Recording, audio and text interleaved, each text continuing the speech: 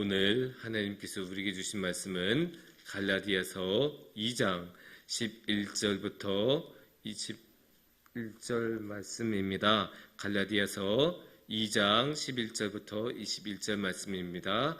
한 절씩 교독하도록 하겠습니다. 게바가 안디옥에 이르렀을 때 책망받을 일이 있기로 내가 그를 대면하여 책망하였노라.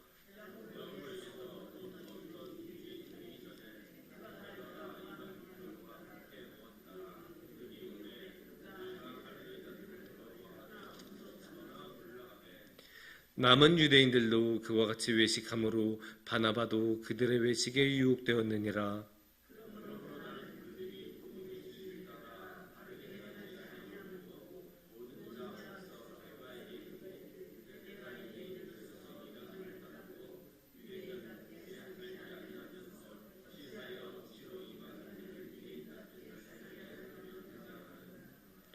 우리는 본래 유대인이요 이방 죄인이 아니로되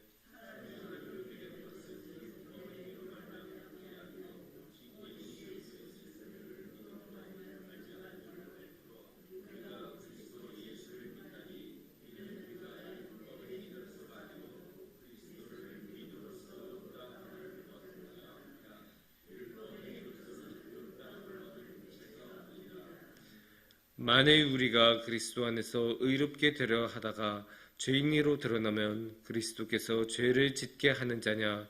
결코 그럴 수 없느니라.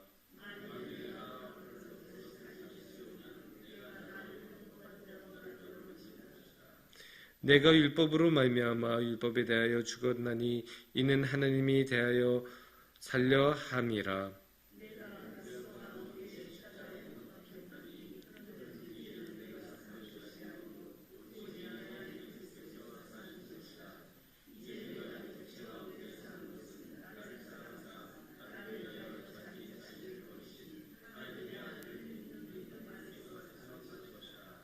다 함께 봉독하겠습니다.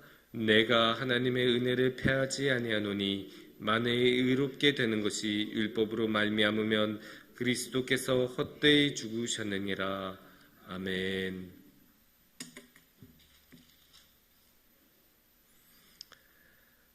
요즘 굉장히 유행하는 예능 중에 흑백 요리사가 있었다고 전에 말씀드린 적이 있었습니다. 제가 그 예능 봤을 때 이제 굉장히 인상적이었었던 부분이 이제 거기는 최고의 요리사들이 나와서 누가 최고의 요리사인지 뽑는 그런 대결이 아닙니까?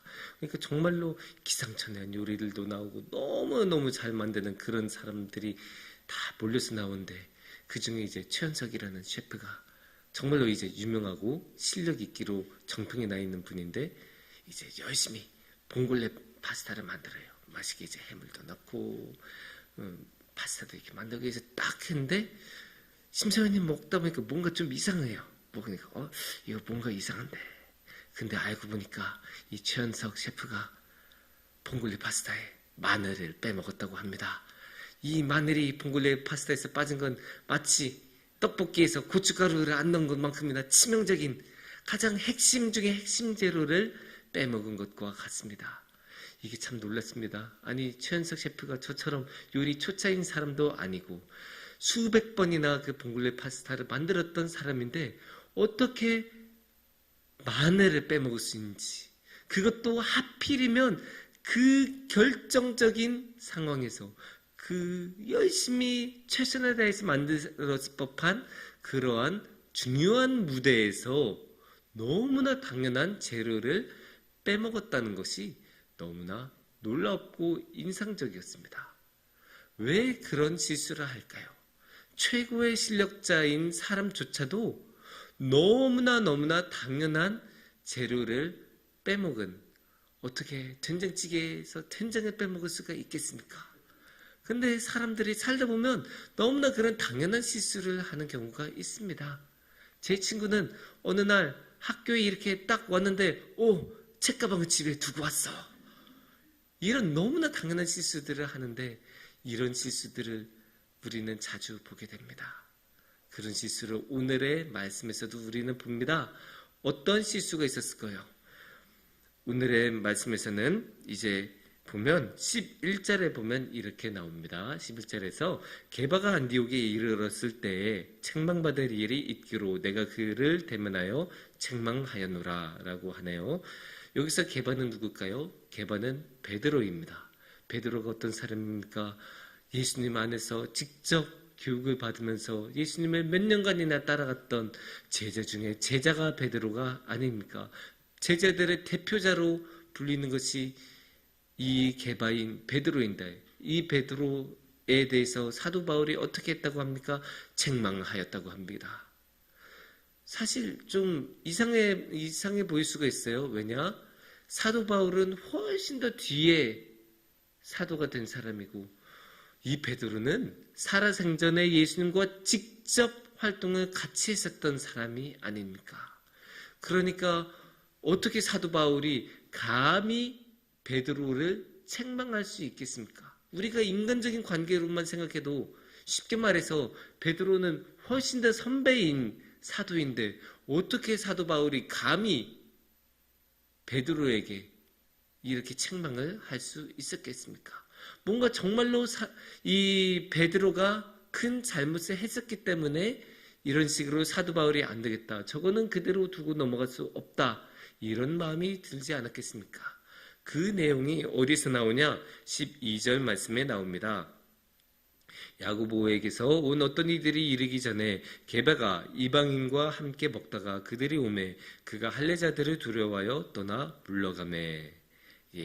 여기서 보면 게바가, 그러니까 베드로가 이방인들, 그냥 이방인들이 아닐 거예요. 아마 이 사람들은 원래 이방인 출신들인데 예수님을 믿기 시작한 사람들일 거예요. 그 사람들하고 같이 밥을 먹다가 저기서 야고보가 보냈던 사람들, 그러니까 원래는 유대인들이었는데 예수님을 믿던 사람들이 오는 거 보고 아이고, 내가 여기서 이 사람들하고 같이 밥 먹은 거 보면 내가 한 소리 듣겠네 하면서 갑자기 그 식사 자리를 박차고 나왔다는 거예요.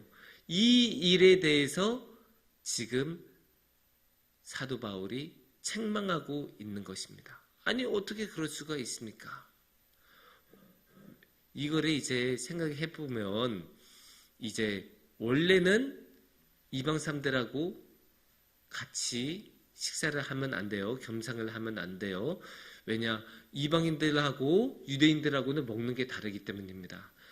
구약 성경에서는 유대인들이 먹으면 안 되는 것들이 이제 소상하게 이제 자세하게 써져 있죠. 그래서 이거 먹지 마라, 저거 먹지 마라, 자세하게 써져 있는데 이방인들은 그런 거 신경 안 쓰고 그냥 막 먹잖아요. 그래서 이제 그런 모습을 이제 같은 유대인들이 봤을 때, 또는 유대인 출신들이 봤을 때, 저거는 좀 이런 이야기를 들을까봐 이제 사도 베드로는 그 자리에서 도망쳐 나왔다는 겁니다. 거기에 대해서 이제 사도 바울이 책망을 하는 거예요. 그래서 이제 그렇게 하면 이제 거기서 같이 식사를 하던 그 이방인 출신의 예수님을 믿는 자들은 어떻게 생각하겠어요? 아이고, 내가 이런 음식을 먹으면 안 되겠구나, 내가 율법을 더 잘 지켜야겠구나, 율법에서 음식에 관한 규례들을 잘 지켜야겠구나 라는 생각을 하겠죠. 그래서 그렇게 하다 보면 자연스럽게 예수님은 그렇게 하라고 하신 적도 없는 그런 율법들을 지키느라고 헛된 힘을 쓰지 않겠습니까?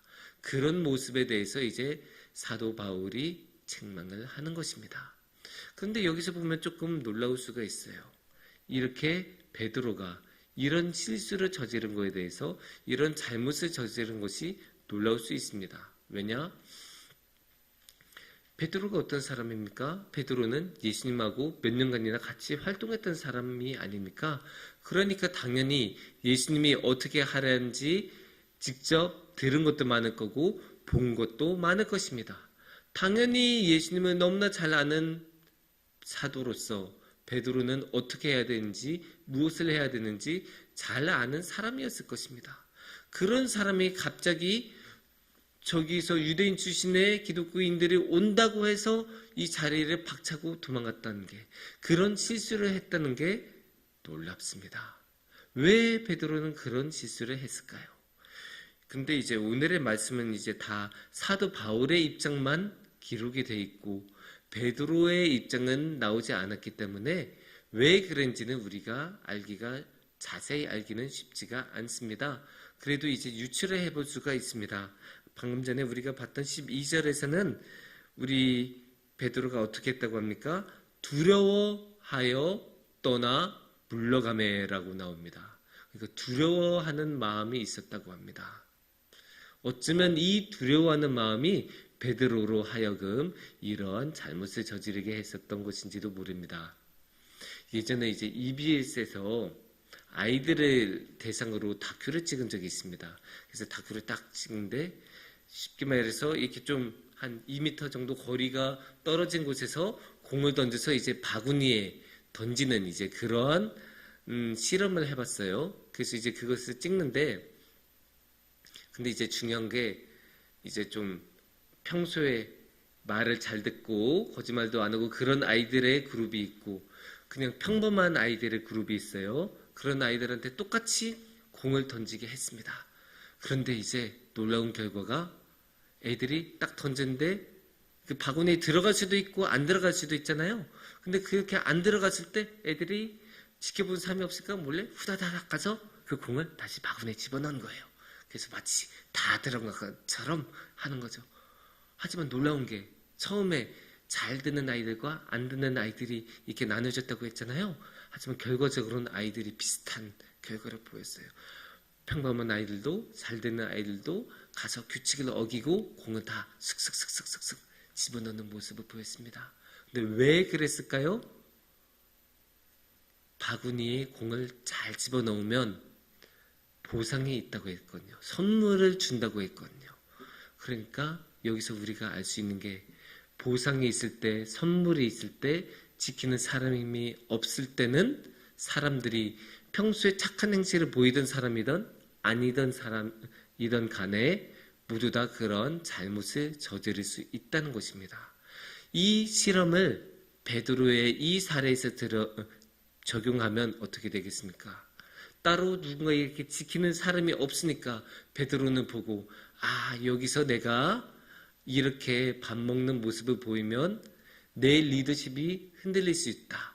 리더십이라는 보상이 생각이 났을 수 있고 또 이것도 한 소리 듣겠네. 귀찮다는 그런 결과가 있을 수 있고 또는 이제 내 평판이 흔들리겠구나. 그런 명예와 평판에 관한 부분이 있을 수 있습니다. 이런 식으로 베드로가 자신이 잃을 것이 많다는 생각이 드니까 후다다닥 도망가는 모습을 볼 수 있습니다.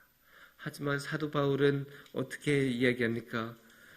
20절 말씀에서는 이렇게 말씀하십니다. 20절 말씀을 우리가 보면 내가 그리스도와 함께 십자가에 못 박혔나니 그런즉 이제는 내가 사는 것이 아니요 오직 내 안에 그리스도께서 사시는 것이라.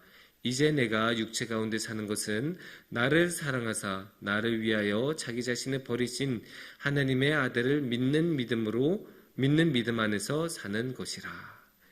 여기서 사도 바울은 뭐라고 합니까? 이제는 내가 사는 게 아니라 누가요?